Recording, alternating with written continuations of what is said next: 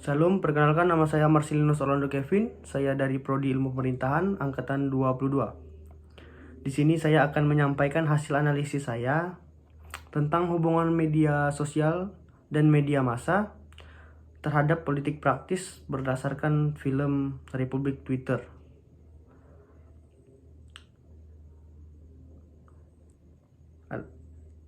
Hasil analisis saya setelah menonton dan mengamati film ini bahwa perkembangan di era digital seperti sekarang, banyak masyarakat yang sudah menggunakan media sosial bahkan berhari-hari tanpa henti.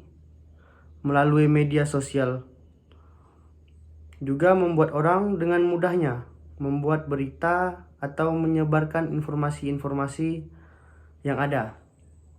Media sosial sekarang juga tempat untuk berpolitik, yaitu melakukan salah satunya politik praktis dengan membuat berita-berita yang sengaja direkayasa supaya mempengaruhi orang dan menjadi trending topik, sehingga membuat isu-isu tersebut naik supaya masyarakat yakin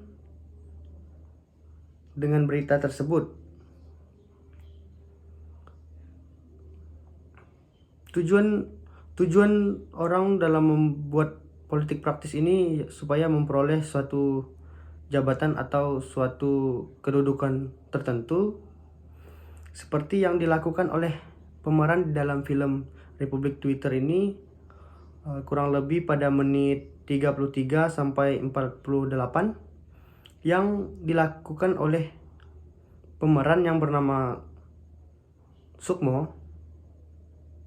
Ia dengan teman-temannya sengaja merekayasa berita tentang Arif Muhammad untuk menaikkan namanya di publik supaya publik mempercayai berita tersebut.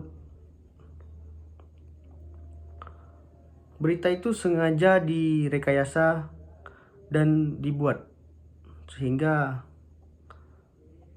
dia memperoleh simpati dari masyarakat. Yang kedua, kisah dari film ini benar-benar terjadi di masyarakat sekarang.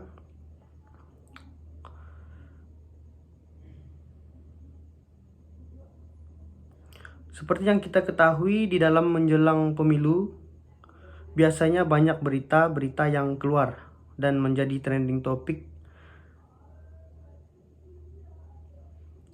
di tengah masyarakat. Ada yang menjelek-jelekan calon lain, ada yang membangga-banggakan calon yang lain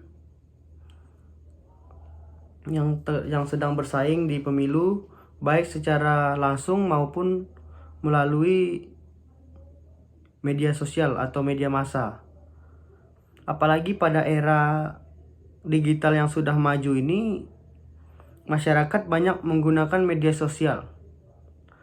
Hampir mayoritas masyarakat menggunakan media sosial, sehingga tidak menutup kemungkinan bahwa berita yang ada di media sosial hanya untuk mencari sensasi atau meyakinkan publik bahwa dia layak untuk memperoleh tujuannya dan demi menguntungkan pribadinya saja, untuk memperoleh suatu kekuasaan semata, seperti yang dilakukan oleh Kemal di dalam film Republik Twitter ini. Dia hanya ingin menaikkan nama Arif Cahyadi. Dia rela membayar orang untuk merekayasa berita-berita yang ada supaya mendapatkan simpati dari publik, sehingga publik percaya akan kebenaran itu, padahal itu hanya berita direkayasa. Yang terakhir, saya akan menyampaikan pendapat saya tentang kontestasi menjelang Pilpres 2024 ini. Hendaknya kita sebagai mahasiswa menjadi pemilih yang bijak dan cerdas untuk menentukan pemimpin bangsa untuk 5 tahun ke depan. Kita sebagai mahasiswa juga hendaknya mendampingi masyarakat yang ada di sekitar kita supaya tidak mudah percaya berita-berita hoax yang tersebar. Kita sebagai generasi muda juga harus pandai-pandai memilah dan memilih berita mana yang benar dan berita mana yang salah. Kita jangan mudah percaya dengan berita yang ada tanpa mencari tahu dulu kebenaran yang aslinya, dan pandai-pandailah kita dalam menentukan pilihan kita. Lihat mana yang benar-benar ingin dan tulus bekerja untuk bangsa ini, mana yang hanya untuk mencari kekuasaan semata. Sekian analisis saya tentang film Republik Twitter ini. Mohon maaf jika ada salah kata. Atas perhatiannya saya ucapkan terima kasih.